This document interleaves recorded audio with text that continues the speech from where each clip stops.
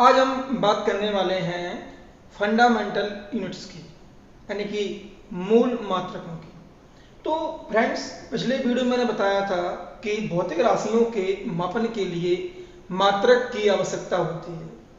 अब यहाँ पर हम ये बताने वाले हैं कि अलग अलग, यानी कि भिन्न भिन्न, या ऐसे कह सकते हैं कि विभिन्न भौतिक राशियों के मापन के लिए अलग अलग मात्रक की आवश्यकता होती है।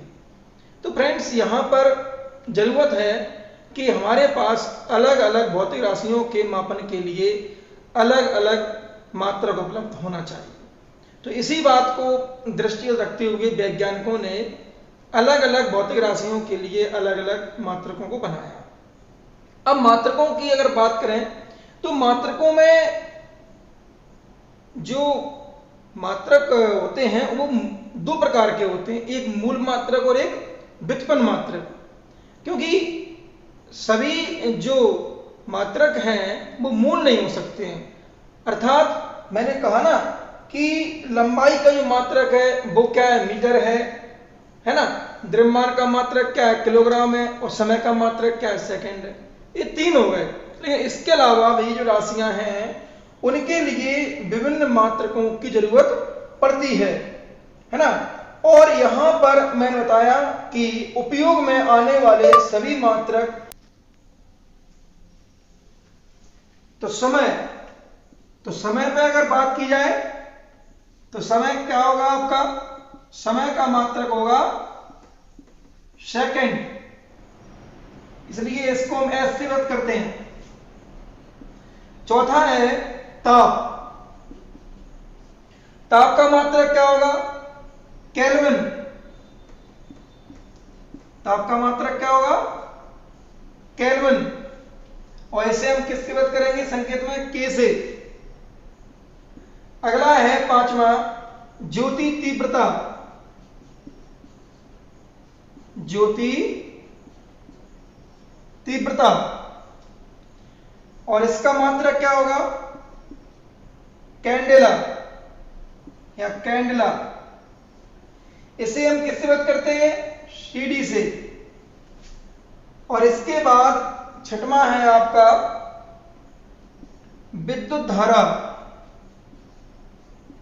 क्या, विद्युत धारा। इसका मात्रक क्या होगा, एम्पियर। ओके, और इसे हम कैपिटल ए से व्यक्त करेंगे। और लास्ट क्या है हमारा, पदार्थ की मात्रा। पदार्थ की मात्रा, तो पदार्थ की मात्रा को किससे व्यक्त करेंगे हम, मोल से। ओके, और इसे लिखेंगे MOL। तो फ्रेंड्स, इस तरह से हमारे ये 7 मूल मात्रक क्लियर हुए। इन 7 मूल मात्रकों को आप नोट डाउन कर सकते हैं, है ना। नोट डाउन कर लीजिए, नोट डाउन करना हो तो। अब घनकोण होता है, ठोस कोण होता है ना। तो रेडियन और स्टेरेडियन, यानी कोण के लिए होता है रेडियन और ठोसीय कोण के लिए होता है स्टेरेडियन। तो इसके अलावा हमारे जो तो 7 मूल मात्रक हो गए, 2 पूरक मात्रक भी होते हैं। तो 2 पूरक मात्रक होते हैं, बताया मैंने अभी आपको। 2 पूरक मात्रक में से पहला होता है कोण, जिसका जो कहते हैं ना कि मात्रक क्या होगा, रेडियन। और इसका संकेत क्या होगा, RD। ठोसीय कोण को किससे व्यक्त करेंगे, स्टेरेडियन। किससे, स्टेरेडियन इसका मात्रक है। और इसका संकेत क्या है, इसका संकेत है SR। Okay, S_r। तो इस तरह से फ्रेंड्स ये 2 पूरक मात्रक भी होते हैं। 2 क्या होते हैं, पूरक मात्रक। इन 2 पूरक मात्रकों को भी आपको याद करना है। तो ये आपका हो गया पूरक मात्रक की मूल राशि, ये हो गया इसका मात्रक,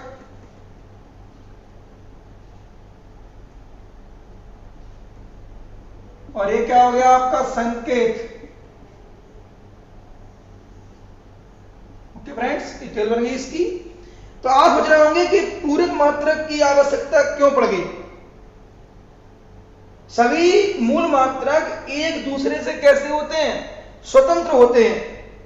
तो उसी कंडीशन में यहां पर मूल मात्रकों के अलावा आवश्यकता पड़ी, क्योंकि इनको मूल मात्रकों में सम्मिलित नहीं किया गया था, इसलिए इनको अलग से, पूरक माने अलग से जो उसकी पूर्ति कर दे उसे पूरक कहते हैं।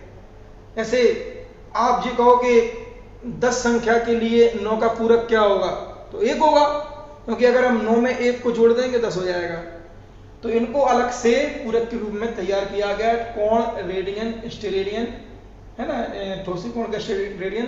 तो ये रेडियन और स्टेरेडियन ये दो मात्रक बने ठोस कोण के लिए, कोण के लिए और ठोसीय कोण के लिए।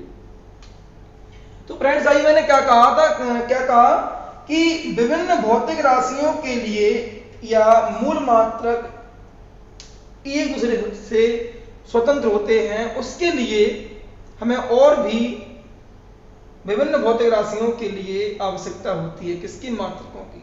तो हमने क्या किया कि मूल मात्रकों से ही और अन्य मात्रक बनाए। जैसे कि लंबाई, आपने पढ़ा हमसे कि लंबाई का मात्रक क्या होता है। लंबाई का मात्रक होता है मीटर।